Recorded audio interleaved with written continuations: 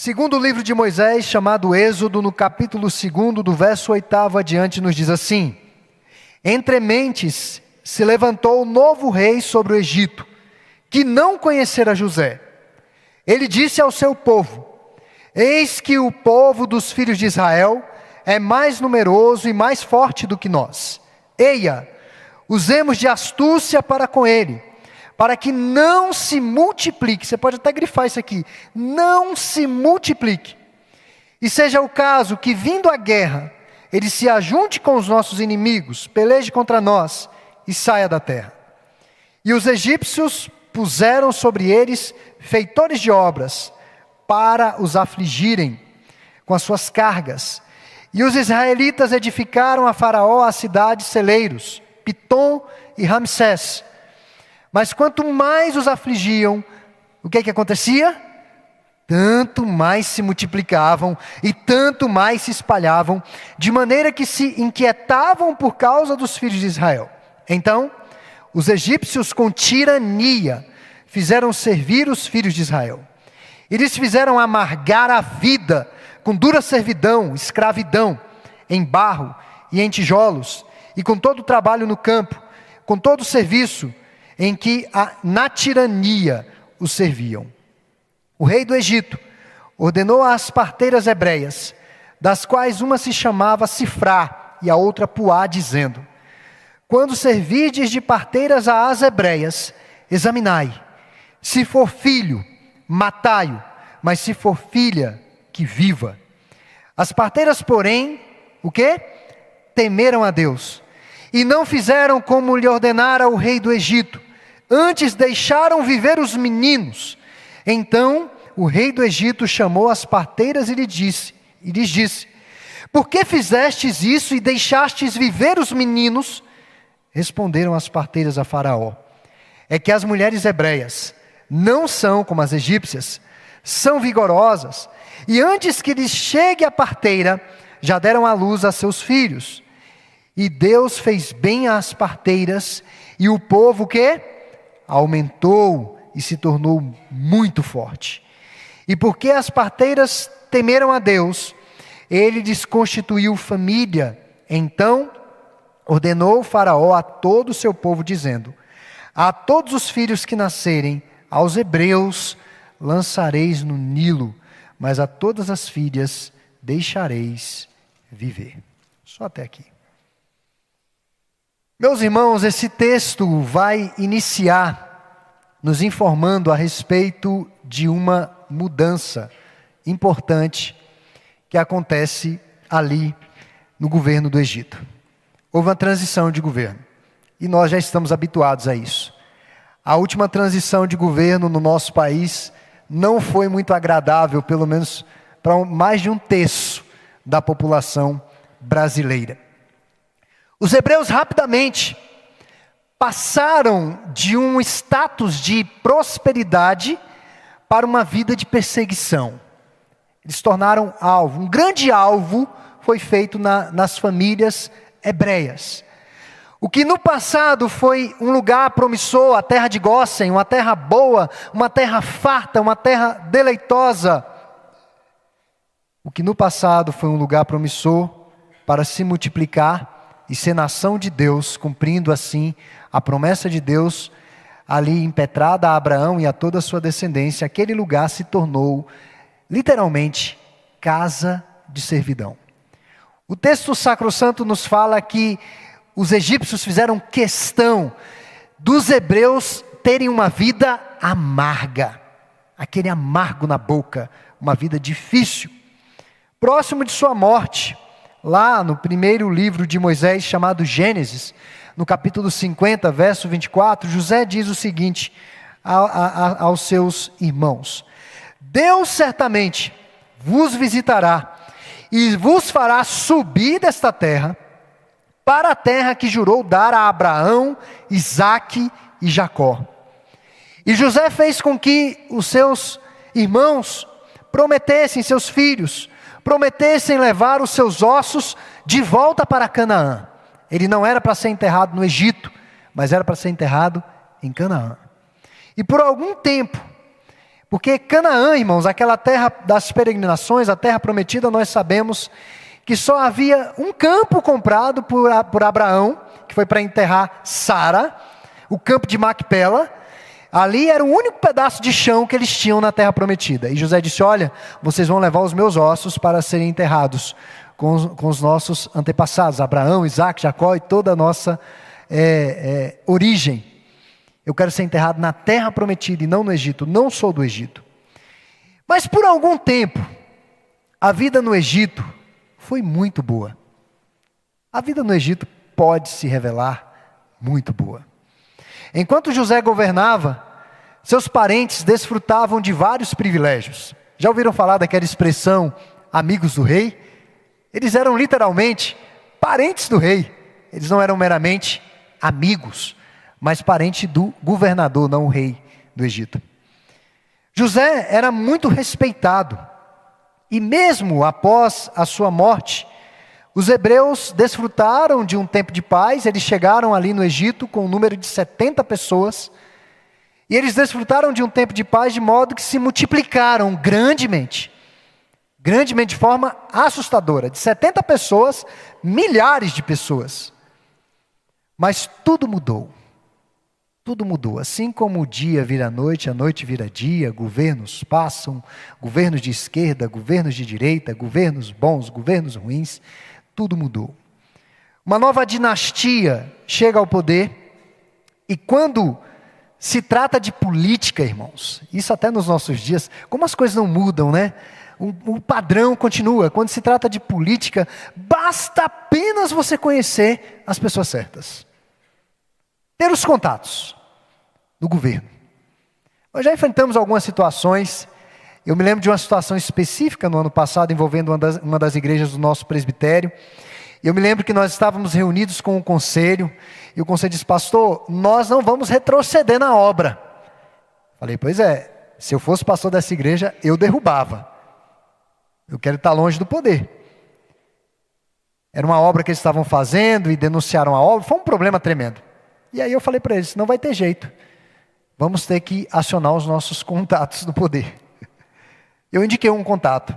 Irmãos, questão de dias, uma notificação para derrubada sumiu. Acabou. Entraram com recurso, ela acabou. Não precisaram demolir nada, e está lá a obra. Mas precisou recorrer às pessoas certas. Ainda hoje é assim. Então, quando se trata de política, basta conhecer as pessoas certas.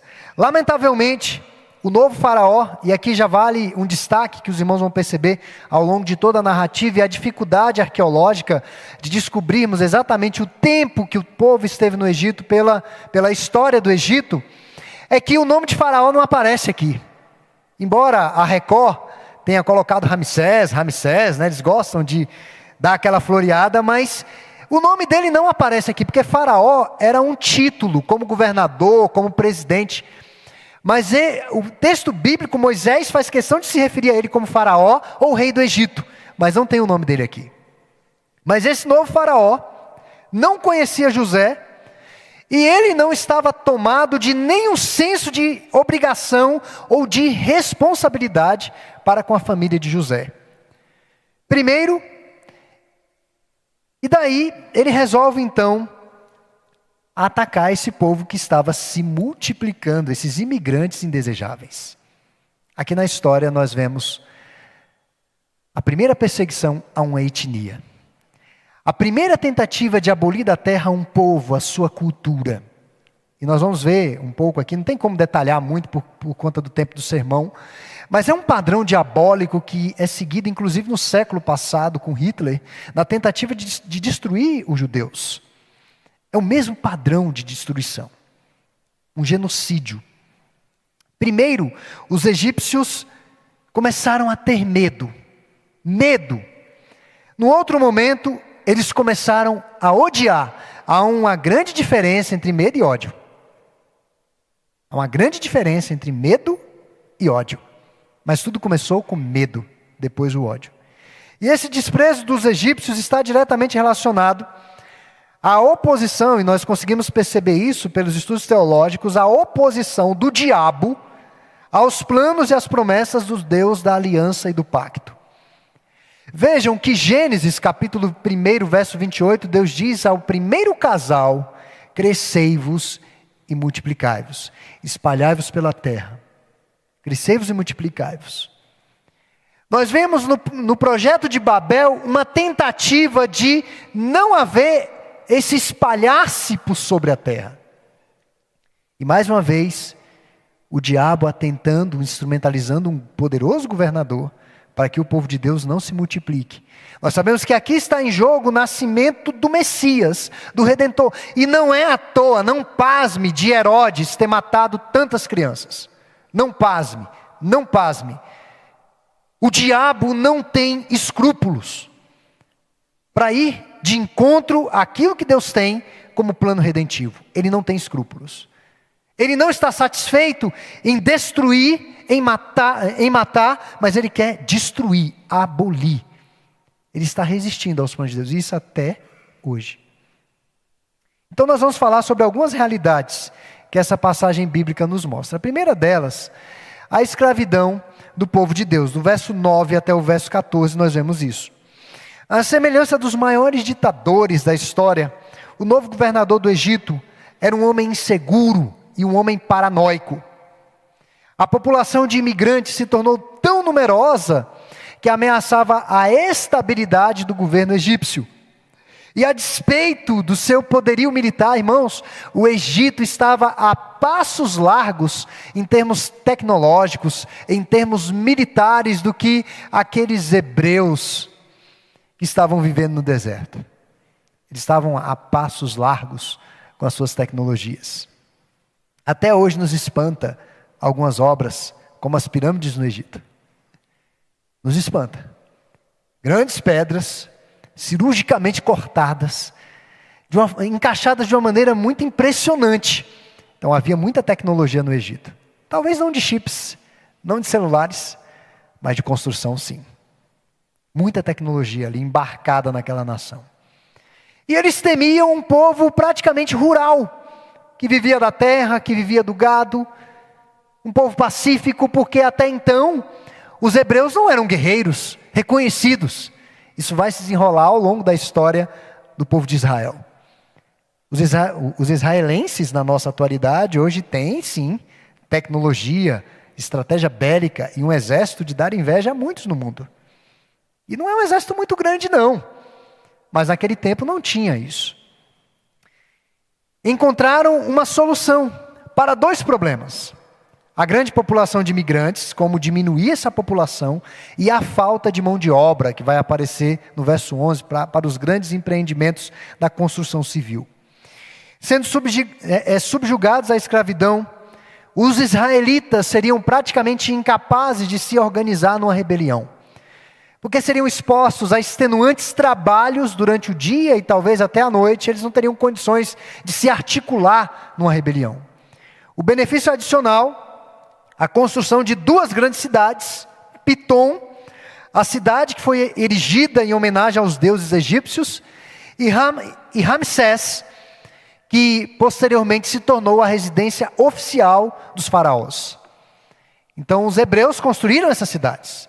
Uma cidade centro de adoração egípcia e uma cidade, um local em que era a sede do governo egípcio. Mas a construção das duas grandes cidades não foram suficientes para refrear o crescimento populacional. E com o passar dos tempos, os hebreus foram tratados com maior severidade, exploração e desprezo pelos egípcios. Mas todas as vezes que Faraó sujeitava o povo de Deus a crueldades severas, ele estava atacando quem? Deus. Ele não estava atacando meramente o povo também, mas ele estava atacando o Deus desse povo. Estavam lutando contra o Todo-Poderoso, os israelitas. Nós sabemos muito bem disso, desde Gênesis 12, o povo de Deus estava destinado para a glória de Deus. Eles iriam abençoar as nações. Deveriam estar livres para servir ao Altíssimo e não serem escravos de Faraó. Tanto que quando Moisés volta como libertador, Moisés diz: olha, libertai o meu povo para que eles possam me servir, e não a Faraó. Faraó tentou impedi-los de cumprirem o seu chamado. Ou seja, meus irmãos, Faraó estava lutando contra as promessas de Deus quando tentou matar ou matou bebês hebreus. E o cumprimento das promessas de Deus, à medida que aquele povo se multiplicava, que aquele povo crescia, mais o Faraó ficava cheio de ódio. Ele estava com ódio de quê? Da promessa de Deus. Quando nós começamos a analisar com o mundo da nossa época, é exatamente isso que acontece. O príncipe deste mundo não fica satisfeito com o crescimento da igreja. Eu sempre digo o seguinte: se alguém é ateu, por que ele está incomodado com a ideia de Deus? Por que ele está incomodado com a igreja? Isso é um problema nosso. Por que estão tão incomodados em nos desmoralizar uma instituição que sobreviveu a séculos da história humana? Impérios se levantaram, impérios ruíram, e a igreja prosseguiu, e a igreja continuou, e a igreja vai continuar até a volta de Jesus. Por que o mundo ateu se incomoda tanto e tem tanto ódio da igreja? Então qualquer semelhança definitivamente não é mera coincidência. Faraó é o retrato cabal do homem contra Deus. Se ressentia do povo de Deus, rejeitava e resistia aos planos do Senhor. E por conta do seu orgulho, não é de se admirar que o nome dele nem aparece na narrativa bíblica. Nem o nome dele aparece. Neemias, ele traz a questão da história, cita alguns reis, alguns governos, alguns impérios, mas Moisés faz questão de nem mencionar quem era o faraó desse tempo. Faraó se autodenominava ser o filho encarnado do Deus Sol, o Deus Ra para os egípcios. Ele se achava um Deus. Não se tratava de um mero conflito político, mas um conflito religioso, irmãos. Tratava-se de uma guerra do nosso Deus contra Satanás, e continua do mesmo jeito. Trata-se de uma guerra da verdade do nosso Deus contra os reinos deste mundo, contra as ideologias perniciosas e malignas deste mundo. Não mudou em nada, absolutamente nada. Então veja, o povo que está sujeito à escravidão, prosperidade sob perseguição. Os hebreus foram tratados com dura servidão, é o que o texto nos diz. E aqui nós entramos na teologia do sofrimento na vida desse povo de Deus. O sofrimento aqui é meio que inaugurado de maneira corporativa na igreja. O sofrimento vai inserir o povo de Deus em diversos pontos de interrogações. E quando Jesus está ferido de Deus, pregado na cruz, das suas 7 frases, uma delas é: Deus meu, por que me desamparaste? O desamparado de Deus, no mais agudo sofrimento que ele enfrentou. A culpa do sofrimento dos hebreus, nós sabemos muito bem de quem era. Nessa ocasião aqui, a culpa era dos egípcios, e eles pagaram caro por isso. Muitos, diante do sofrimento, querem culpar Deus.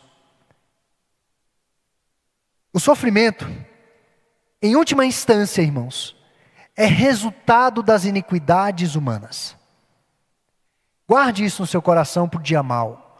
O sofrimento, em última instância, é resultado das iniquidades humanas.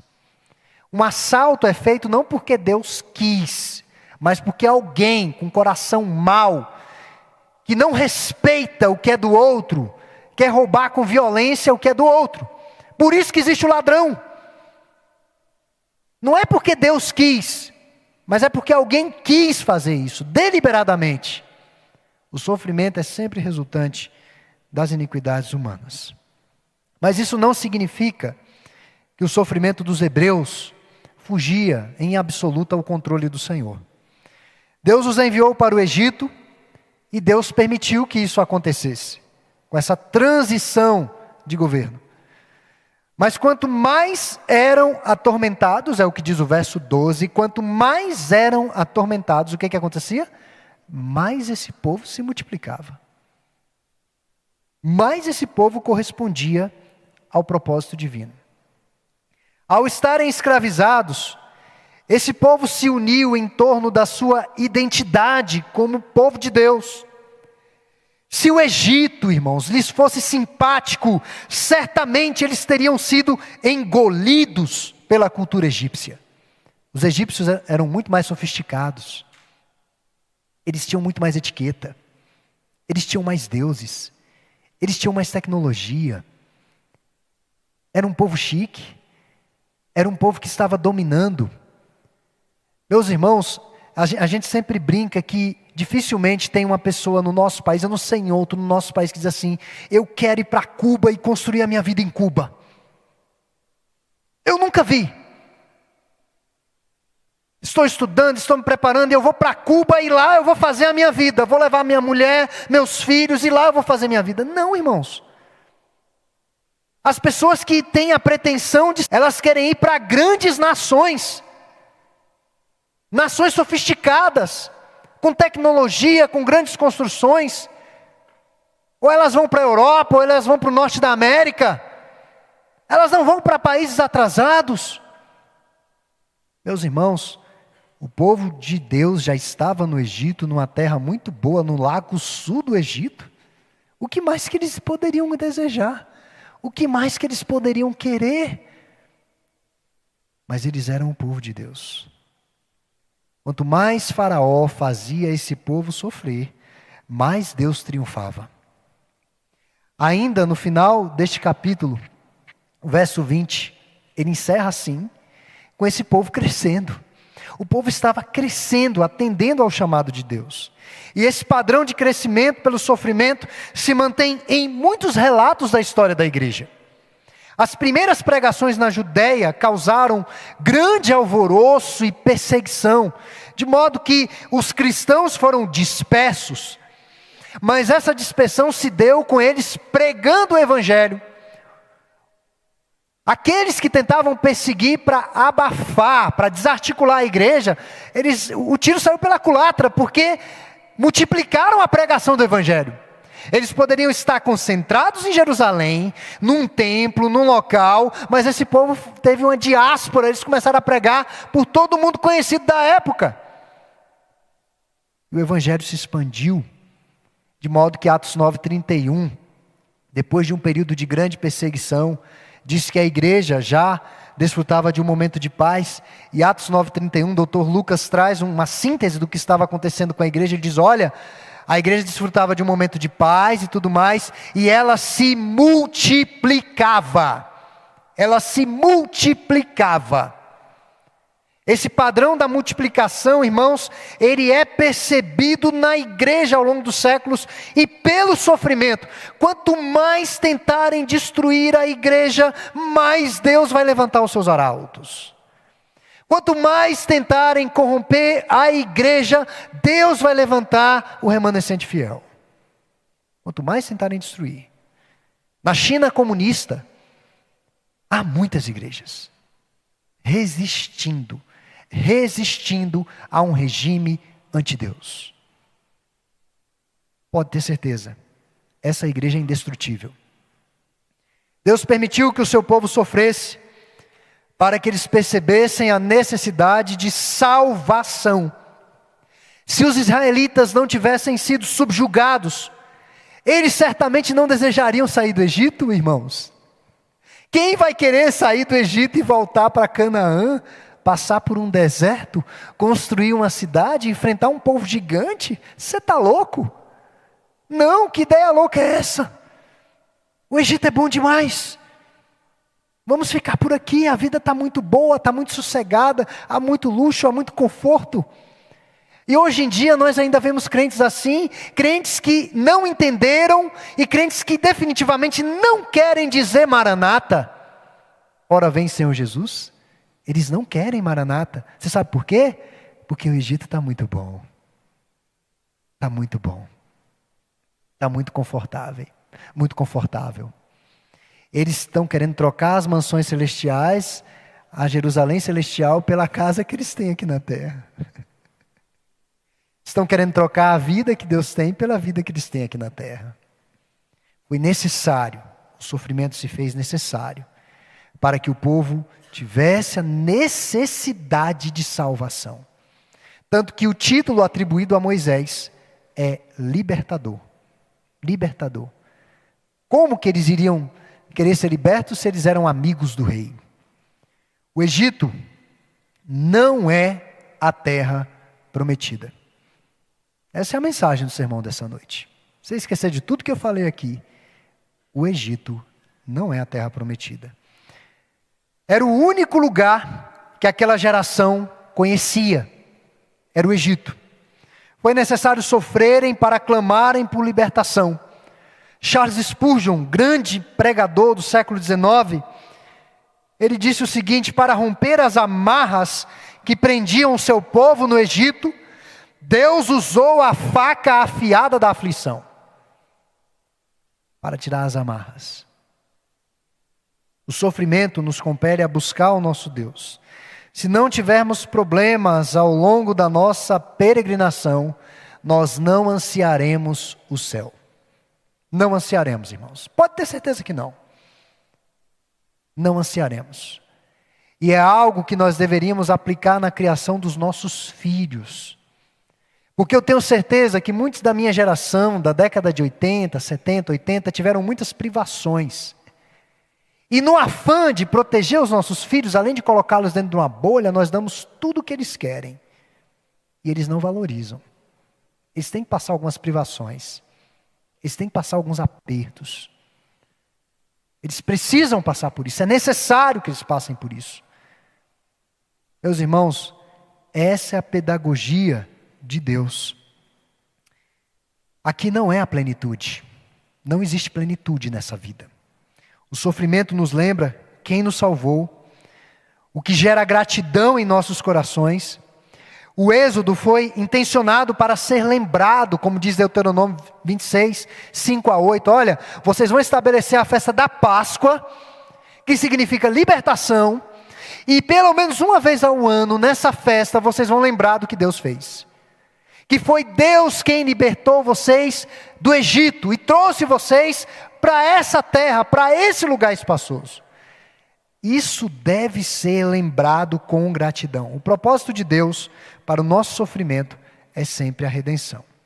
Mas além da escravidão, do mundo e da prosperidade sob perseguição, na nossa peregrinação, uma outra realidade que esse texto nos aponta é o atentado contra a vida de bebês. Nós não poderíamos deixar de falar a respeito disso aqui. Versos 15 até final do capítulo. Quando Faraó percebeu que a servidão não estava enfraquecendo os hebreus, ele adotou uma outra estratégia maligna e covarde. Covarde. Da servidão ao assassinato. E não tem como dar meias palavras e aliviar não. Isso é assassinato mesmo. E dos mais covardes possíveis. Ousou tentar usurpar a autoridade de Deus sobre a vida e sobre a morte. É Deus quem dá a vida. A vida é um milagre de Deus. Meus irmãos, há alguns casais que tentam ter filhos, eles vão ao médico, o médico diz: olha, está tudo bem com vocês, não tem nada. Nos nossos exames, nas nossas investigações, não há absolutamente nada, só falta acontecer. E às vezes eles não têm filhos. Eu tenho a firme convicção de que a vida, desde a concepção até o seu fechamento, é um milagre de Deus. Estarmos vivos é um milagre de Deus. É um milagre. É uma ação direta de Deus. E Faraó se considerava um Deus. Então ele queria ter poder sobre a vida e sobre a morte. esses não têm direito de viver, é o que ele estava dizendo. E provavelmente Sifrá e Puá eram hebreias responsáveis pelas parteiras israelitas. Não eram apenas essas duas mulheres que realizavam os partos dos hebreus. Eles eram muitos. O texto faz questão de dizer que se multiplicavam.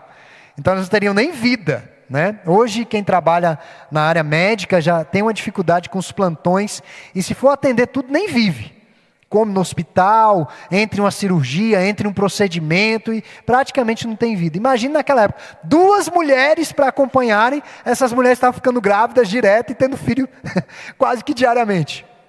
Então, muito provavelmente, elas eram responsáveis pelas parteiras israelitas. Elas eram uma espécie de enfermeiras-chefe de todo aquele movimento. E para impedir o crescimento populacional, bastava, irmãos, por uma lógica, matar as meninas. Bastava matar as mulheres. Não é lógico isso? Bastava matá-las. Mas o maior receio de Faraó era uma ameaça militar. É o que o texto deixa claro em dizer. Porque, historicamente, sempre quem saiu à guerra foi o homem, não a mulher. O medo dele era que crescesse muito a quantidade de homens e houvesse uma revolta, uma aliança com inimigos e ali ele fosse destronado. Então foi um genocídio seletivo para eliminar por completo uma possível ameaça militar. E a ordem era a seguinte: enquanto as mães hebreias se recuperavam do parto, as parteiras iriam olhar se era menino ou menina. Se fosse menino, elas dariam cabo da vida do menino. Que coisa, né, irmãos? Recebe, viabiliza a vida e mata. Não é esquisito isso? Olha como o diabo é sujo. É uma coisa muito maligna mesmo, diabólica. Uma criança indefesa. Eu não digo inocente, tá? Porque bebê não é inocente, é o que diz o Salmo 139. O Salmo 51, perdão. Bebê não é inocente.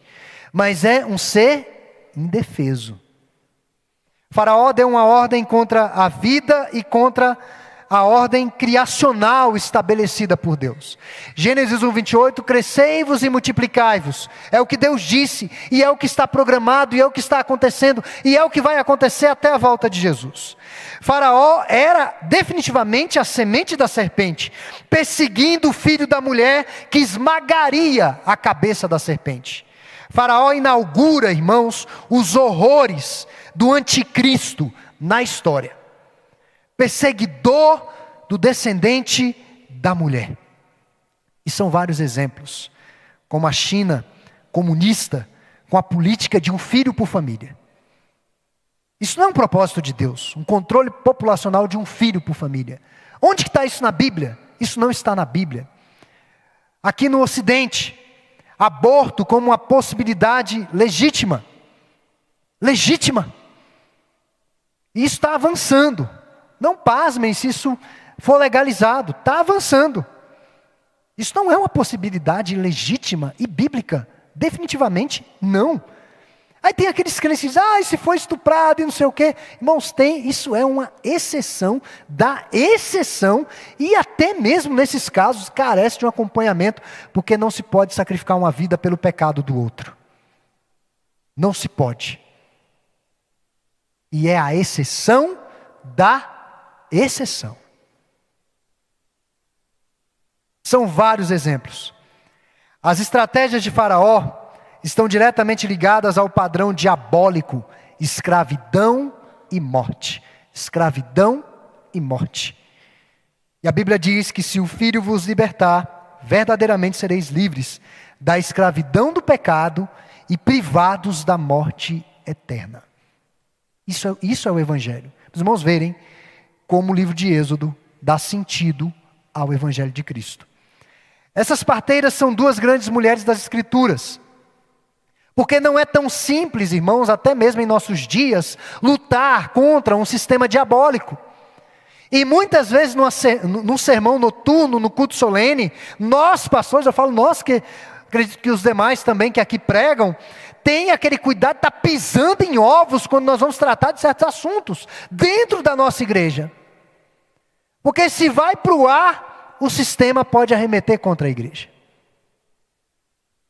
O presbítero Sandro cuida da parte da mídia geral da igreja. Não foram poucas as vezes, né, presbítero, que eu falei, aquilo lá que eu falei, tira lá. Porque eu sei. Algum oportunista do diabo pode usar uma fala isolada, fora de contexto, e tacar um processo. E transtornar a nossa vida nos tribunais. Meus irmãos, é o sistema mundano. Mas essas parteiras hebreias fizeram jus ao significado de seus nomes. Sifrá, a bela, e Puá, a esplêndida. Foram instrumentos de livramento para incontáveis mães e bebês, mas também elementos de conforto para mães que perderam seus filhos, porque muitos bebês nasciam mortos, então elas precisavam confortar. A missão delas, irmãos, não era matar, nunca foi, mas facilitar e viabilizar a aurora de novas vidas neste mundo. Não era matar. Elas compreendiam a mente e o coração de Deus. Elas não obedeceram ao governador do Egito. Isso daqui foi um ato de desobediência civil. Mas é assim que pessoas de Deus se comportam, historicamente. Elas não meramente obedecem ordens, como soldados nazistas, não meramente obedecem ordens, cegamente, mas elas filtram, passa pelo crivo moral e ético de obedecer a Deus ou a ditadores humanos. A quem que nós vamos obedecer? A primeira lealdade dos súditos do reino celestial deve ser a Deus. Atos 5:29, os discípulos dizem isso. Antes, importa obedecer a Deus do que aos homens. Há momentos que nós não temos o direito, irmãos, nós não temos o direito, mas nós temos a responsabilidade cristã de resistir ao sistema diabólico. Nós não temos opção, não há opção, nós temos que resistir mesmo. E essas mulheres se tornaram as primeiras heroínas da fé e da defesa da vida. E Faraó as confrontou por não o terem obedecido. Mas aqui há um problema, tá? E eu não vou resolver esse problema aqui. Não mesmo. Não é a minha pretensão. Porque se João Calvino, se John Stott e os grandes teólogos da história que ficaram corcundos de tanto estudar, eles não resolveram, imagine eu, um pastor do século 21. Mas há um problema.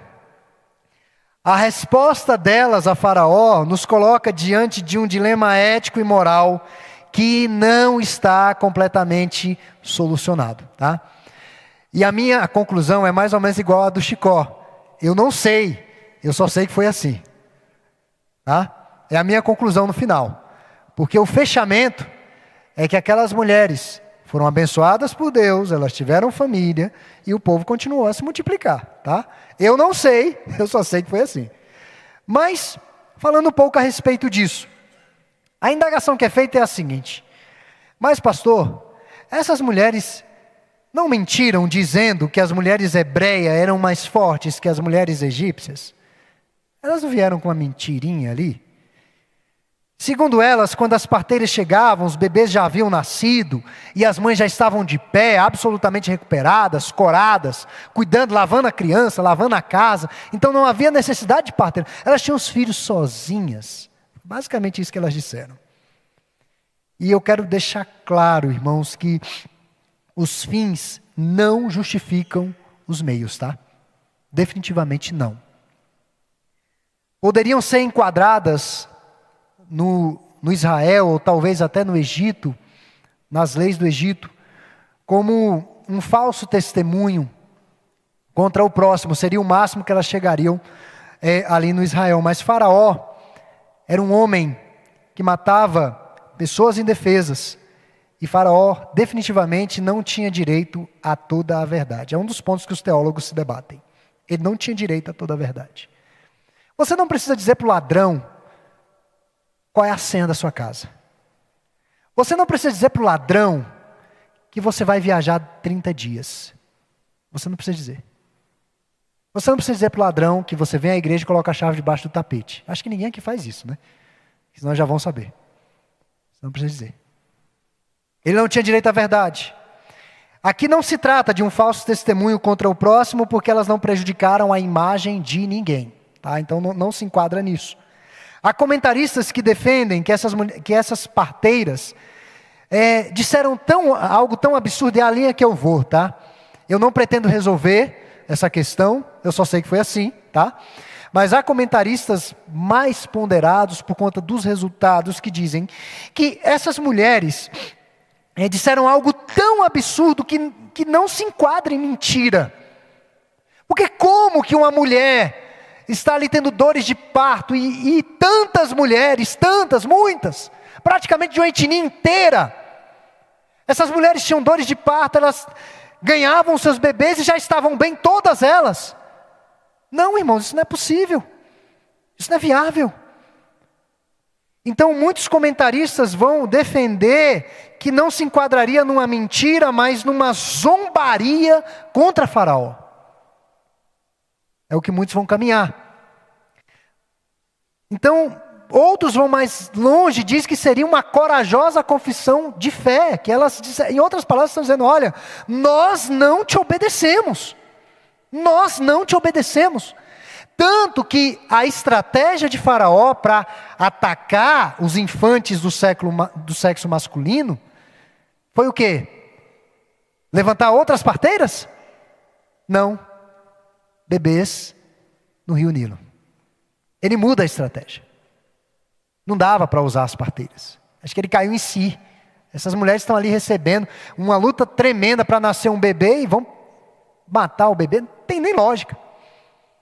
Então muitos entendem, alguns teólogos, que foi uma corajosa confissão de fé. Em outras palavras, elas não estariam sujeitas às ordens absurdas do governador do Egito. Não estariam. E não pretendemos, irmãos, não é a minha pretensão, tá? Fechar ou resolver isso aqui. Não é mesmo. Mas o fato é que Faraó ficou satisfeito com a resposta delas e Deus as abençoou. Deus abençoou as parteiras de modo que deu a elas família, filhos, e o povo da aliança continuou se multiplicando. E essa narrativa termina aqui. Eu quero concluir com algumas aplicações, já fiz algumas delas, né? Mas a primeira, que nós precisamos guardar em nossos corações, é que o sistema mundano, não se engane, o sistema mundano está contra Deus. Não se engane. Quem conosco não ajunta, espalha. Não existe uma linha cinzenta, não existe um meio termo. Não existe amigos do Evangelho. Ou você está com Cristo ou não está. Então, o mundo não é nosso amigo. O mundo vai ser hostil ao Evangelho. Em algum momento, mostrarão a sua hostilidade ao nosso Deus. Em algum momento. Segundo, Deus cuida do seu povo. Essa é uma lição que está evidente ao longo dessa narrativa. A despeito das sufocantes tribulações que nós precisaremos passar, ou talvez estejamos passando nessa terra, nós temos que ter a firme convicção de que há um Deus no céu que olha para nós, que está conosco em todos os momentos, e que cuida de nós, e que faz com que todas as coisas concorram para o bem daqueles que o amam, daqueles que são chamados segundo o seu propósito. Vida cristã é um mosaico, um quebra-cabeças, uma tessitura de um quadro em linhas que nós estamos enxergando no fundo do quadro. Então o artesão passa umas linhas estranhas, com cores diferentes, embola tudo atrás e diz, mas que coisa feia. Mas o artesão da nossa vida só vai nos mostrar o quadro quando nós estivermos do outro lado da eternidade. Aí nós vamos entender o porquê de cada fio, de cada cor, da posição deles para fazer a tela. Então Deus cuida de nós. Terceiro, o sofrimento é uma enorme placa de sinalização que Canaã não é em nossa peregrinação. Aqui não é Canaã. por melhor que a vida lhe seja, por melhor que a vida lhe seja, aqui não é o seu lar, definitivo. Aqui não é a sua casa. Aqui não estão os teus tesouros. Os teus tesouros devem estar no céu. O seu lar é com Cristo no céu. Então o sofrimento às vezes vem de uma forma muito dura para nos lembrar isso. Às vezes a vida fica um pouco amarga, né, irmãos? Fica um pouco amarga assim. Tem dias, tem fases com perdas de entes queridos, provações na família, pessoas que têm parentes que estão envolvidos em drogas, presos. Tantas situações, né, que acabam permeando e nos afetando. Nós acabamos sendo afetados e a vida às vezes se mostra tão amarga. Mas Deus às vezes envia a provação para deixar claro: Canaã não é aqui. E por fim, importa obedecer a Deus do que obedecer ao sistema maligno e diabólico desse mundo. E daí, meus queridos, mais cedo ou mais tarde, vamos ter de tomar uma posição. Pode ter certeza. A vida cristã, a nossa marcha nessa terra, é uma vida de tomada de posição. Nós vamos ter que expressar se nós tememos mais a Deus ou os homens. Se nós amamos mais a Deus ou essa terra. Se nós estamos comprometidos com Deus, com a sua palavra ou com as coisas dessa terra, com as alianças dessa terra. Haverão momentos em que nós teremos de tomar uma decisão firme e não contrariar a nossa consciência cristã. Duas parteiras, duas mulheres corajosas, eu diria o mínimo, corajosas. Eu acho que elas já eram muito corajosas por serem parteiras. Eu acho que eu não teria condição nenhuma de participar de um parto normal. Dizem que aquilo não é normal. Eu não teria condição de participar de um. Pois participavam de partos, mas para além disso, mulheres corajosas ocultaram aqueles bebês. Então que Deus nos abençoe essa noite com a exposição da sua palavra.